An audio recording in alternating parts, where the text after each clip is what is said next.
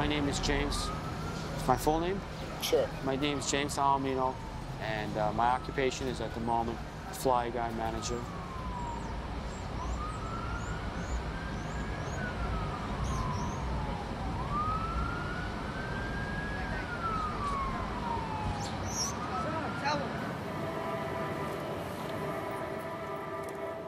I'll tell the guys like naked women.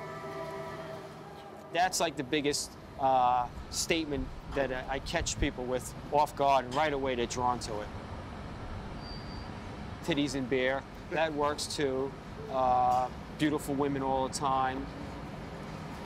Gentlemen's club, strip club. And any of these statements, or in a variety, it works also. So I mix it up from time to time so it keeps me from being bored also.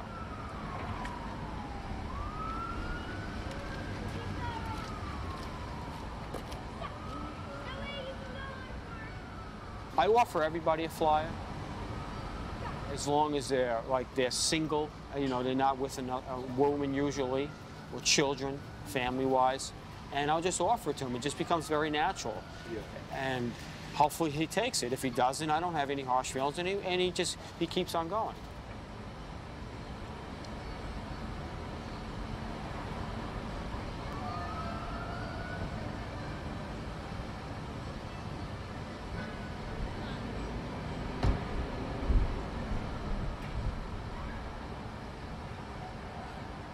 Different class of people has a lot to do with taking the flyers, but it also depends on the time of the day also. During lunch hour, you get a lot of business office people who are going out for lunch with their associates, and that period of time, they don't take many flyers because they're worried about what their associates may think or may not think about them. So they're very conscious of not taking it that moment in time. You know, I remember a majority of the faces, and like I said, at the end of the day, he will take the flyer because now he's not going to be embarrassed, ashamed, or feel like maybe he's like a pervert or anything of that nature, or goes to those type of establishments. It's not a hard job. It's just dealing with the weather, the elements, individuals, pedestrians on a daily basis, traffic, people's attitudes. At times they could flare up. When people are just having a bad day for whatever reason, and when they're in a rush, I'm the worst person there could be to be presenting a flyer to them, an offering. And they want me to get out of their way right away, and I get nasty, rude comments on a regular basis. Get out of my way, you're a pervert, God is judging you now, can't you find something better to do? Do you have a high school diploma? I had an incident about an hour ago where a child about 4 or 5 years old was walking down a block and he was unattended. He looked like he had a soccer uniform on, and I asked him, "Do you like soccer?" And he said, "Sure," and I was just being polite. And then his father came running up and said, "Do not wave those flyers around my child." And I said, "Sir, I'm not waving flyers around your child. I'm actually just talking to him," and I was concerned because I don't see his parent around. And then the father got defensive and started shouting at me. You know, started making sexual comments towards me, and it was very inappropriate. You know, assuming the worst before actually knowing.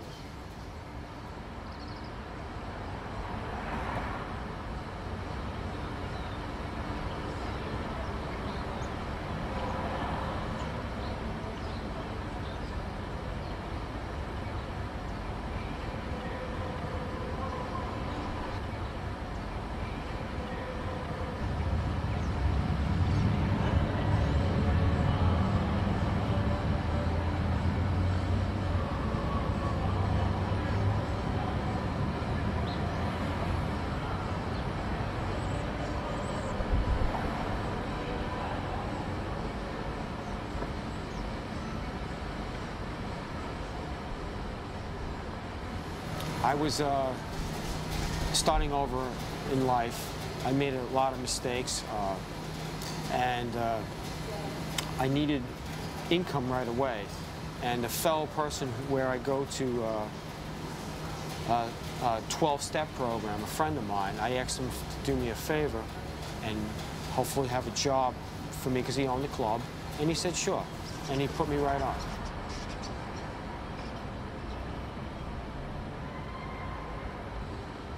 Actually, to be honest, I never had dreams, of goals.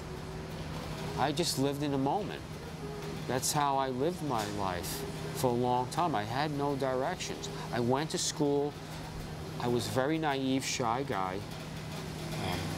I had somewhat of a learning disability. It just took me longer to comprehend information than the other students. And I always felt I was behind in everybody else, and that's the way I've lived a lot of my life. I've always played catch up. And even to this day, the quality of job that I have. You know, a 41-year-old man does not hand out flyers for a living. That's an American citizen that has a high school diploma. And this is just, unfortunately, I'm starting over in life. And this is right now what I have to do to remain independent and hopefully become successful one day. 2004, sure. We're gonna go back to 04. I had just come home from prison. I had just finished up doing 4 straight years for a probation violation. I was resentenced. I was charged originally with assaults in Nassau County, and it was really resisting arrest charge, but it was upgraded to assaults because the officers assaulted me and needed to protect themselves for, I guess, job security. So I was overcharged and in Nassau County, and I took the long pre-bargain agreement. The reason why I took the long pre-bargain agreement, because I wanted to be released as soon as possible and get back into active substance abuse addiction. And that was the only thing that was on my mind. How soon can I be released so that I could be under the influence and take me out of myself once again? As soon as I came home from upstate New York, about within an hour of arriving home, I had already gone on a mission looking for my substance of choice, cocaine. I remember my stepdad giving me money to go into the store to do some shopping, and I was so scared. I didn't have any money in my pocket in over 4 years, and I did not feel comfortable in my own skin at that moment in time. I felt like people were looking at me, and for some strange reason, I just felt very uncomfortable. And all I wanted to do was escape, and I could not wait to get high. That's all I thought the whole car ride home was, when am I going to get able to pick up? Within a half an hour, I was in a hotel getting high, and I was immediately paranoid. And I wasn't even getting the full effect of it. And that whole night was chasing a high that I just couldn't get. And I was actually supposed to be on a plane the following day going to live a new life in Las Vegas. And I sabotaged everything that night just to get high. And in the following morning, my parents left me in New York and went to Las Vegas without me, and I was immediately homeless. And within only days, whatever money I had accumulated in prison was gone, and I was walking around the streets panhandling, asking people for money. Oh no, I don't frequent the club whatsoever. It's not for me. Yeah. So, Yeah. I have no interest whatsoever.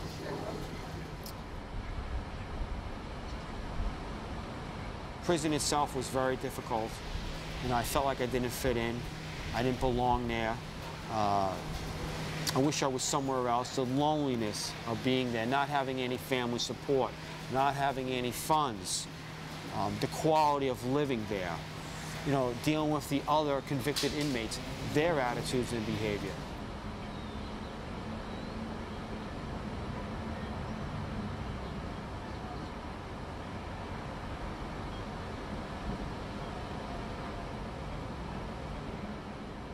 During the course of the day, the first few hours, I'm just going through the motions. And then like in the afternoon, like around 2, 3 o'clock, then I get more comical, boisterous, colorful. I say different statements to people to see what catches their eye. I'm trying to get their attention in the moment, so it keeps me from being bored also. I don't know why, it's just like you fall into the role. I had a warrant out for my arrest, and I was always constantly worried about getting arrested. I had to not carry ID with me at all times. I lived in rented rooms. From there, then I got prepaid cell phones. I wouldn't give anybody my last name at all. I wouldn't leave any mail laying around in these rooms, nothing whatsoever that I could be traced. But there were times, though, it was very uncomfortable. I couldn't date anybody. I couldn't have a normal job, you know, on the books. So I was living like a double life, like you see in the movies. James Siobhan, and that was my alias for the last 3 years. And what Siobhan, where'd you get? I just came up, it was just a typical name, something that sounded flashy, and it worked. And I became James Siobhan, a man who was on the run for 3 years and living the life I was, just so I'd avoid apprehension.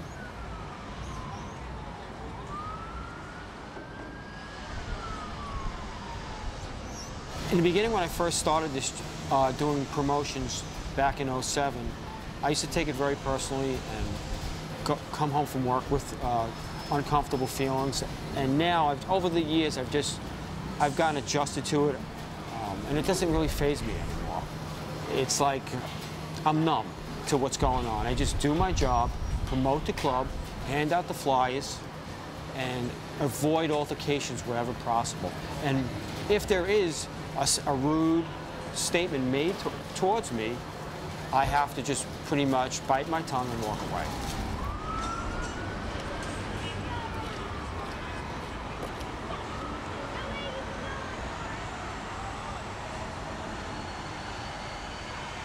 I no longer have the warrant out for my arrest. That has been taken care of, resolved.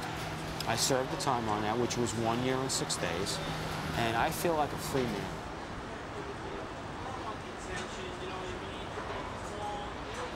I have choices. I have limited choices, but I have choices.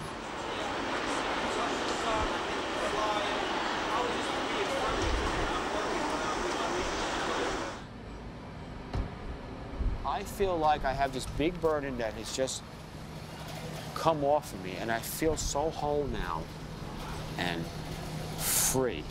It is unbelievable, the feeling that I have, that I'm sitting across the table, having an interview with two guys, and where I am now, where I was a year ago, sitting in a prison cell. My name is James. My full name? Sure. My name is James Salamino, and my occupation is at the moment fly guy manager, and I'm very grateful.